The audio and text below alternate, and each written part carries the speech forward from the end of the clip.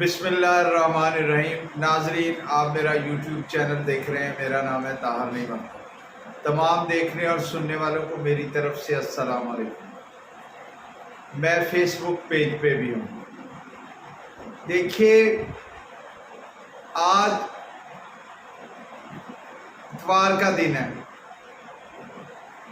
اور آج اگر ہم بغور پاکستان کی خبروں کو دیکھیں تو اس میں ایک بات تو ہمیں واضح نظر آ رہی ہے کہ حماس کی جو کارروائیاں ہیں اور پھر اس کے بعد جو اسرائیل کے طیاروں نے بمباری کی ہے فلسطینیوں پر، اس میں پاکستانی حکومت کا موقف کوئی واضح سامنے نہیں آیا اور نہ ہی پراپر کوئی فلسطینیوں کے لیے خیر کے جذبات سامنے آئے۔ چلیں، یہ ایک نگران حکومت ہے، اس سے کیا توقع کی جا سکتی ہے؟ یہ کوئی پالیسی سٹیٹمنٹ بھی نہیں دے سکتی۔ خیر، یہ بات تو مجھے ساتھ کرنی تھی کیونکہ میرا خارجہ امور پہ تو اتنا بالکل نہیں ہے، مطالعہ ہی نہیں ہے، نہ میں نے کبھی اس لائن پہ چیزوں کو دیکھا ہے۔ کل practice and procedural act, supreme court practice and procedure act کی سماعت شروع ہوگی اور سماعت یقیناً براہ راست بھی سنی اور دیکھی جائے گی، اور یہ بھی امید کی جا سکتی ہے کہ کل شاید سماعت کنکلوڈ ہو جائے، اور کیونکہ چیف جسٹس صاحب نے پچھلی سماعت پر یہ فرمایا بھی تھا کہ میری حتی الوسع کوشش ہے کہ تمام فریقین کو سن کر اس کو فوری طور پر کنکلوڈ کر لیا جائے، کیونکہ انہوں نے جب تک اس کا فیصلہ نہیں ہوتا انہوں نے فردر بڑے بڑے کیسز نہیں سننے، اور ایک کیس تو جو اشد ضروری ہے وہ ہے پاکستان کی قسمت کا فیصلہ کہ جنرل الیکشن جو ہے وہ 90 دن کے اندر ہونے ہیں یا پھر نگران حکومت اور الیکشن کمیشن اور ایک سیاسی جماعت مسلم لیگ نون کی کنائیونس کے ساتھ اس نے آگے کتنا بڑھنا ہے۔ اور دوسرا جو ہے وہ سیاسی قیدیوں کا مسئلہ ہے۔ سیاسی قیدیوں کے کیسز کیا ملٹری کورٹس میں ہونے ہیں یا سول کورٹس میں ہونے ہیں، اس کو بھی آنریبل سپریم کورٹ کے بینچ نے دیکھنا ہے۔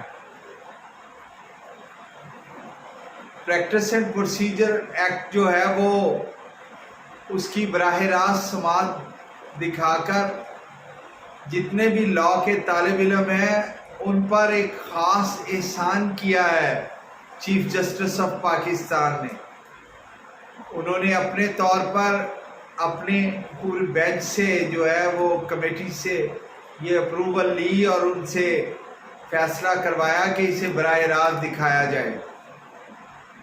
اس سے براہ راست دکھانے سے ایک چیز بڑی واضح ہو رہی ہے کہ جو بھی اس قانون کی ڈیبیٹ میں دلچسپی رکھتے ہیں اور لاء کے طالب علم تو بالخصوص اس میں اپنے لیے ایک بہت ہی سیر حاصل جو ہے وہ ایکڈیمک نالج ان کو مل رہا ہے۔ وہ دیکھ رہے ہیں کہ کس طرح آئین اور قانون کے مطابق بہت ہی سیدھے راستے سے چلنا پڑتا ہے اور کتنی ڈائمینشنز کے ساتھ آنریبل ججز کو سوچ سمجھ کر اور آئین کو اپ ہولڈ کرنا ہوتا ہے۔ اس میں کوئی شک نہیں ہے کہ ڈائیکاٹمی آف پاورز کا جو ہے وہ تعین 1973 کے آئین میں ہو چکا ہے۔ اس کے باوجود انٹرپریٹیشن کی بار بار ضرورت پڑتی ہے اور بار بار ضرورت پڑنی بھی چاہیے، کیونکہ ڈائمینشن جو ہیں وہ وقت کے ساتھ ساتھ اور بہت سے زاویے ملک میں انٹروڈیوس ہونا شروع ہو جاتے ہیں، اور ایسے زاویوں پہ سپریم کورٹ کا جو کہ کسٹوڈین آف آئین ہے اس کی رائے آنی چاہیے اور اس رائے کو حتمی حیثیت حاصل ہونی چاہیے۔ بدقسمتی سے پچھلے 17 ماہ کے اقتدار میں یہ بتایا گیا، بلکہ یہ عملی طور پر شو کیا گیا کہ انہوں نے آئین کو کوئی اہمیت نہیں دی، کیونکہ صوبائی الیکشن ہونا تھے اور ان الیکشنز میں اس بات کو مد نظر نہیں رکھا گیا کہ 60 دن کے اندر اندر صوبائی اسمبلیوں کے الیکشن ہوں اور 90 دن کے اندر اندر اب جو ہے وہ جنرل الیکشن ہوں، کیونکہ قومی اسمبلی صدر نے تحلیل کی ہے اور جو کہ پرائم منسٹر کی ایڈوائز پہ تحلیل، اس پہ بھی ابھی آنا ہے۔ تو عرض کرنے کا مقصد یہ ہے کہ امید ہے کل پروسیجرل جو ہے ایکٹ اس کا فیصلہ ہو جائے گا۔